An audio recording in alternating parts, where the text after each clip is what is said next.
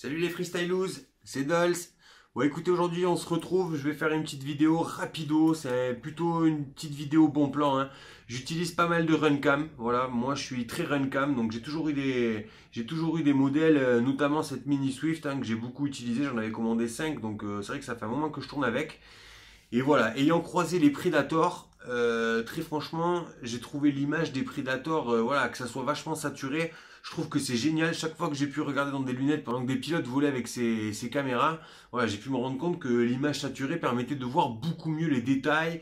Et c'est franchement sympa. Ce que je me suis dit au départ, c'est que j'allais en acheter. Et puis je me suis dit quand même, parce que moi c'est vrai que je règle tout le temps mes caméras. Alors ça franchement je croise plein de pilotes, je comprends pas. Il y a pas grand monde qui règle sa caméra quoi. Il l'achète et l'image est pas top, on achète un nouveau modèle. Mais franchement quand vous réglez votre caméra, vous obtenez quand même des résultats qui sont quand même bien meilleurs. Donc moi j'ai bataillé un petit peu, j'ai regardé tout ce qui se faisait sur le net, c'était pas forcément bien et je me suis dit que voilà, je voulais vraiment trouver un compromis un peu où cette image saturée ressemblerait un peu à la Predator.